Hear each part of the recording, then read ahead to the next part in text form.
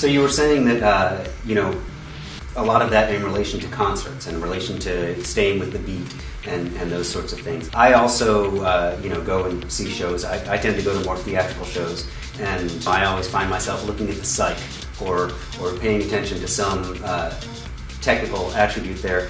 Are there any shows that you've seen recently, not rock concerts, that you've found yourself just fascinated by the technical aspects of? Absolutely. I saw Spider-Man on Broadway last summer, and it's mind-blowing. The automation, the lighting. I think Don Holder lit that, and he lit it in a very cartoonish style where it's very primary colors, and it really looks like a cartoon. It's amazing the way that's done.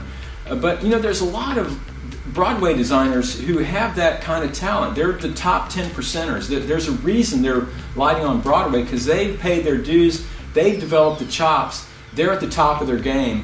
And to go watch a show like that, you just have a tremendous amount of respect from the technical and the artistic aspect of just the lighting itself. I saw a production of The Kitchen in London in September that was just lit entirely from side lighting, no front lighting whatsoever, and it was really incredibly cool because you had a lot of shadow play and a lot of contours and depth and shadowing that you don't normally see. Normally when something's front lit, it's very flat, but when you light it from the side, the form and the contour just comes alive and it just pops.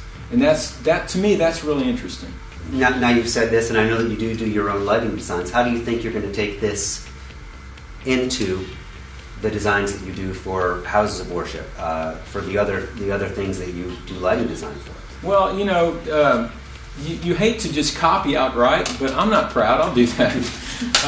But the other thing is you have to experiment. So when you see something done differently, that gives you ideas to play off of. Not necessarily, it may not be side lighting, it may be uplighting, or it may be just down, or just backlighting. Backlighting by itself is really interesting because that brings out the shapes of the subjects and the contours of the subjects without showing the dimension or the depth of the subject. So there's all kinds of ways that you can experiment and play around with different light angles, different color combinations, different values, and just a whole palette of different parameters. So what does Richard Cadena do when he's not teaching a class, he's not working on a lighting design for a church? How do you relax? You want to know the truth? I think about teaching classes and thinking about a lighting design.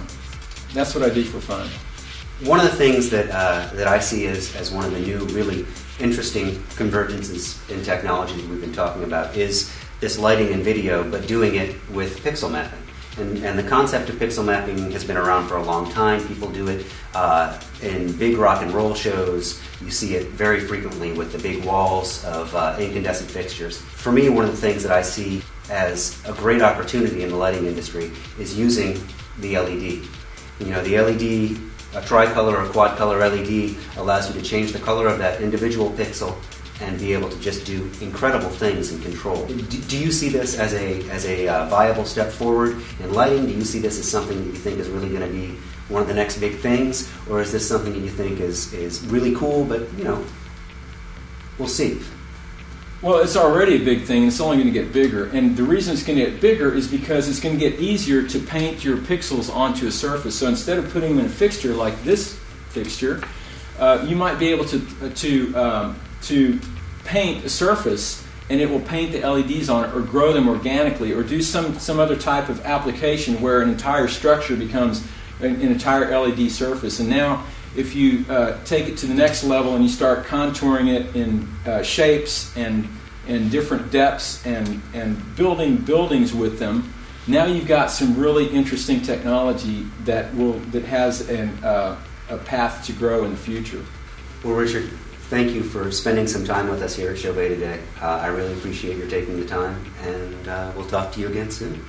Thank you for it, and thank you, CHAUVET, for having me. Appreciate it.